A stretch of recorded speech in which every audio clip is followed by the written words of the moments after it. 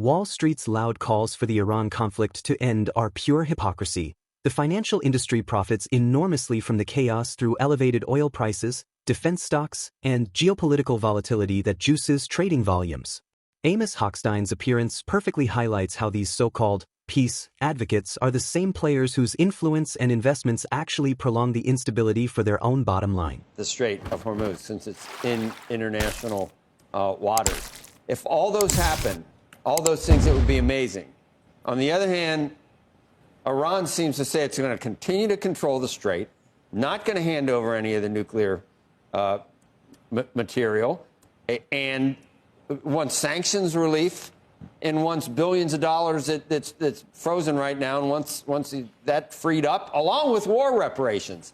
They don't even seem like we're in the same universe in terms of where we are. Is there something we're missing? Are there moderates in Iran that aren't entrenched way over on that side, Amos, that we're talking to? So I think you're right in describing the picture as this binary statements coming out of the two sides, which is why those two are not even nobody's negotiating those issues at all. The only thing that's being negotiated right now is an MOU that will open the straits and give a time horizon where we negotiate all these tough issues of the enriched uranium that's already, right, the stockpile of enriched uranium, the future of enrichment, et cetera. And right now we're only negotiating essentially what will it cost the United States, what will we have to give Iran to open the straits, kind of an open for open. So we went into a war, we fought a war, we're now negotiating over the opening of the Strait of Hormuz, which was open before the war, in order to give us space to negotiate the other issues. Because you're right, the claims that we're making on the U.S. government side, the public claims, which is not what the U.S. government is claiming in the negotiating room as a position, don't even match the reality of where the Iranians' public statements are. My experience is that normally whatever we're saying publicly is not exactly the posture in the room. The problem here is that President Trump is elevating the publicity of it, and therefore it gets very hard to negotiate an outcome against public expectations. You have not been a rabid critic of the whole thing. I think you're hopeful that this could end up being a positive for maybe for the region and maybe for the United States. Is that fair to say, Amos, or are you disconsolate and pessimistic? Look, Joe, as you said, I try to be, the bottom line, I get criticized from the far left and the far right. The bottom line is this: I'm on Team America. I'm always on Team America, regardless of who the president is. It's not a secret I'm not a fan of President Trump's. It's not a secret that I thought that we should not have gone to this war, and that really, I still don't understand why we entered the war. I'm confused as I was in February. Having said that, I'm Team America. I want us to win. Whenever we do something, I want it to have good outcomes, and I believe Iran is a horrific regime that has hundreds of thousands of people's blood on their hands. I want this to be a good outcome. I just don't understand this process that we're in. I don't think we're going in a good direction. And I think there's an irony here. Wall Street wants the war to end, but the reason the war is not ending is because of Wall Street, right? I mean, that's the irony that's the reality.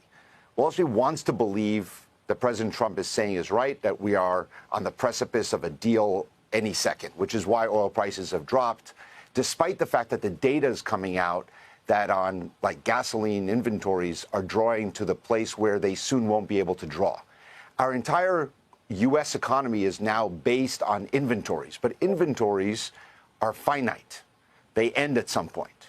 And we're getting to that point, as I said on your show a few weeks ago, by the middle of June, we get towards that cliff, maybe the end of June, but not beyond that, right? The inventories are coming down every single week. The API data yesterday, the EIA will have data today at noon that will show more inventory draws, which means we're already 5% below, more than 5% below the 5-year average, which means we're going down to a point where we can't do that anymore.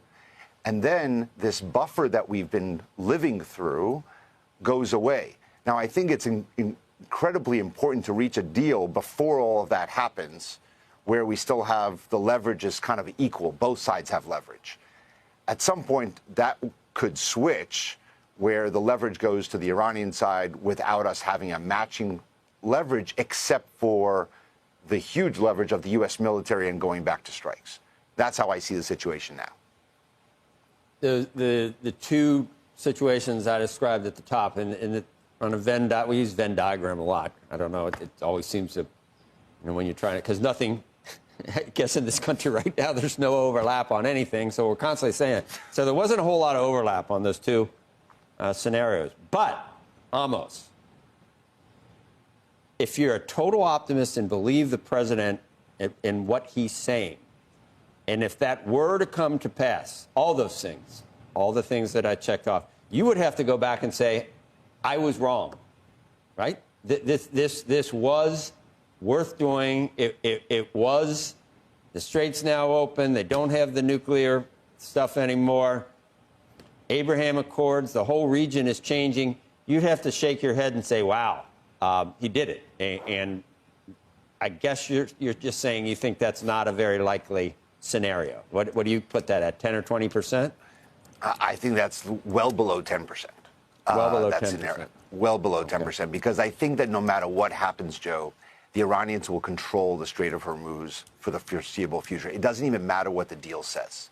And everybody in the region believes that. Trust me, I've been to the region. I spoke to the leadership in the region. They all know that. We will negotiate over how much control they have physically. But even if they say we're not charging a toll and so on, yeah, they're already there. And that's why you're seeing the build out of infrastructure away from it. If the midterms weren't coming up, this would be as good a time as any to just take that off the table permanently, because they should not be able to control what's happening there for the global economy in international waters. And sooner or later, somebody probably needed to go in and just end that situation. You're sort of just resigned. But Joe, we can't. There are limits to our military power and abilities. But are there? If you were going hold on, Joe. Yeah. You're right. If we want to go in and take over the country of Iran, right, but we're not going to do that. It was a bad experience in Iraq. We're not going to do it here, and this is a far bigger country. So I know. we should enter conflict so we can win. And I think this one, I see it as a very low likelihood of your scenario, your fantasy scenario. Right. The more realistic one is complicated. And again, I say we're several weeks away from where the economic issues start affecting us in a fairly significant way. The worst case, almost, you're right, is it something that looks like what we had, which was terrible, the JCPOA or something like that. That's the worst. If we Joe, that's the likeliest. That's the likeliest scenario. Well, that's depressing. All right, Amos, you're big downer. Good to have you. Yeah, good to have you on. Look at that smile. God, you're beautiful. Realistic or optimistic, those are all different things.